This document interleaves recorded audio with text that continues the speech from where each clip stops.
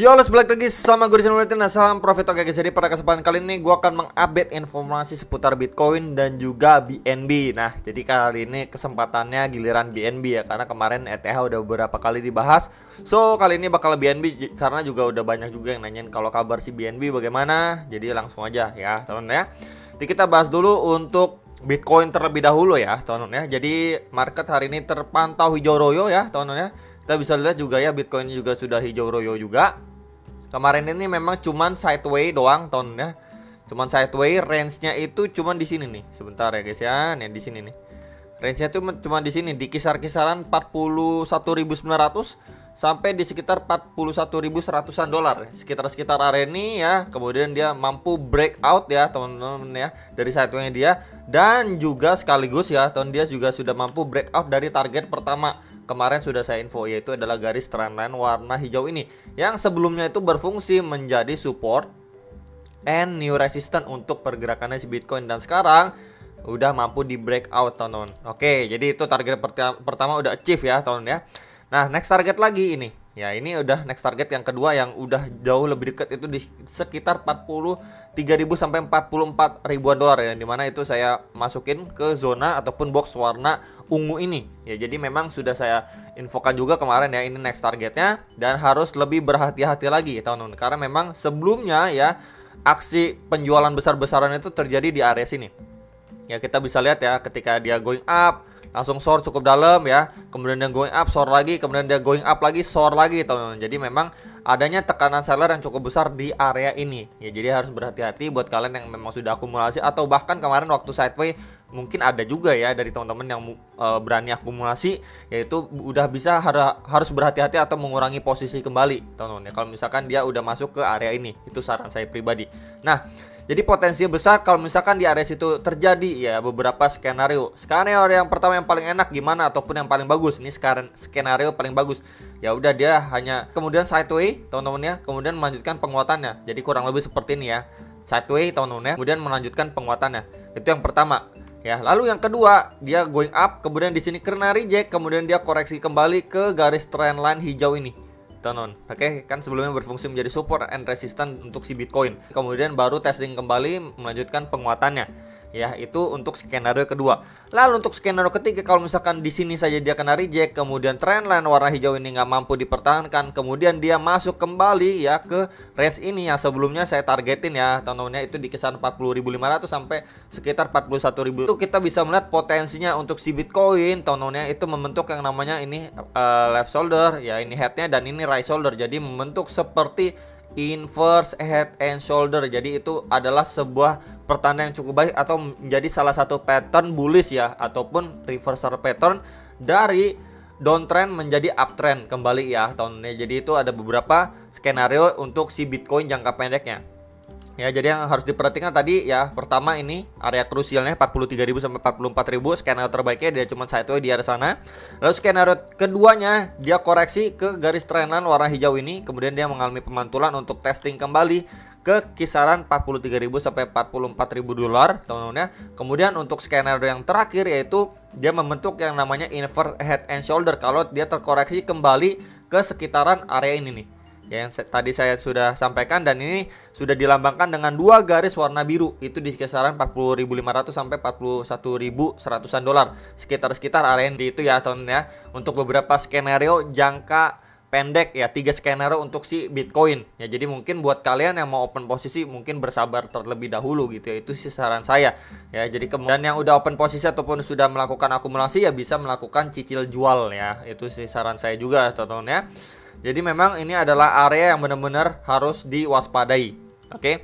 Nah, kalau ini misalkan dia cuma sideways kemudian melanjutkan penguatannya, pertanyaannya kan next target ke berapa lagi, bro? Gitu ya. Kalau misalkan skenario yang benar-benar bagus dan dia mampu breakout gitu ya, ke area berapa lagi? Kemarin juga sudah saya sampaikan juga, dan sudah sempat saya bahas juga di video kemarin ya, itu sekitar 45.500, 45.600, sekitar area itu. Karena memang kita bisa lihat ya ini, teman-teman ya, sebelumnya ini area ini berfungsi sekali menjadi support atau tahanan untuk si Bitcoin nih, pergerakan yang lalu.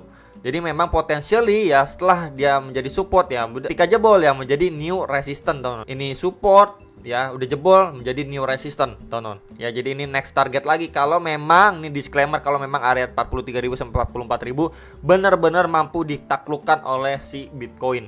Ya, teman-teman ya. Jadi itu udah saya bahas untuk beberapa targetnya. Waspada juga untuk beberapa skenario kalau misalkan area 43.000 sampai 44.000 itu dia kena rejection dan koreksi ke beberapa target yang sudah saya infokan tadi ya. Teman-teman, ini target 1 dan ini untuk target keduanya. Ya, disclaimer itu adalah target koreksi yang masih wajar. Ya, teman-teman ya, udah saya sampaikan, oke? Target koreksi yang masih wajar dan terdekat.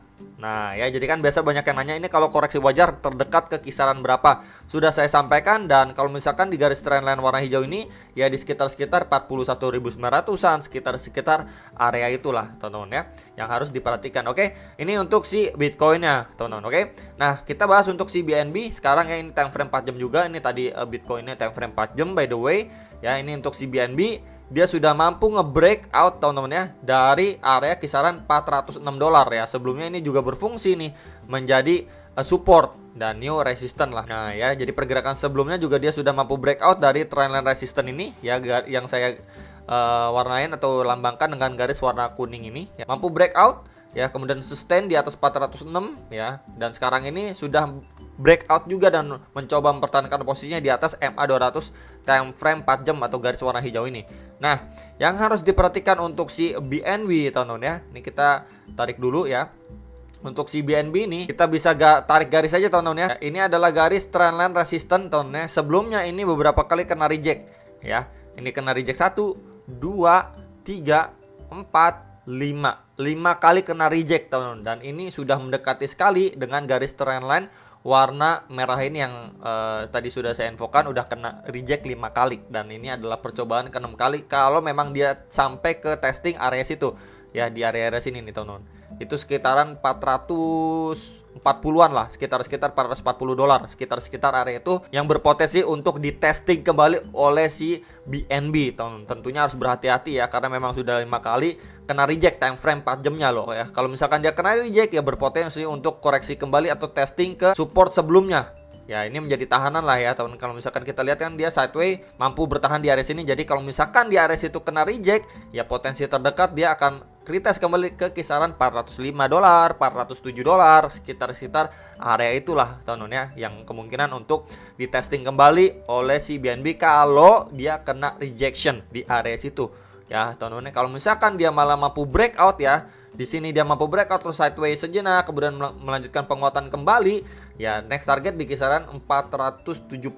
Sebelumnya ada sell off di situ teman-teman, yang mengakibatkan price action dari si BNB ini drop signifikan ya. Jadi harus diperhatikan ya untuk next target. Ini adalah target pertama tadi ya teman, target 1, ini target kedua, dan target ketiga di sini ya di kisaran 507 ya. Sebelumnya ini berfungsi sekali area itu ya menjadi support ya, dan new resistance ya. Kita bisa lihat ya, terakhir kali ketika support ini jebol ya, kemudian dia mantul cukup signifikan, mau testing ataupun breakout terhadap area situ nggak mampu dipertahankan, kemudian dia drop lebih jauh lagi, lebih deep lagi ya. Jadi ini adalah menjadi target ketiga ya. Ini target ketiga, ini target 1, 2, dan 3 untuk si BNB nya ya. Perhatikan juga tadi support terdekatnya teman-teman ya, yang sudah saya infokan. Jadi ada potensiali beberapa area dia kena reject ya. Sekali lagi lebih berhati-hati dan waspada juga. Dan saya mau tambahin satu lagi teman-teman ya untuk si BNB nya sendiri ya. Dari segi RSI nya kita bisa lihat ya, ketika di kisaran harga ini ya teman, RSI nya itu di sekitar, nah kita bandingkan sekarang ya, ketika price action-nya di harga 490 untuk si BNB, sedangkan untuk RSI-nya itu di sekitar 69 ya teman-teman. Kemudian kita bandingkan dengan posisi terakhir dia di kisaran 426. Oke. Nah, di sini berarti dia membentuk yang namanya lower high ya, atau higher low teman-teman. Ini mungkin saya ganti warnanya, saya jadi warna kuning aja ya.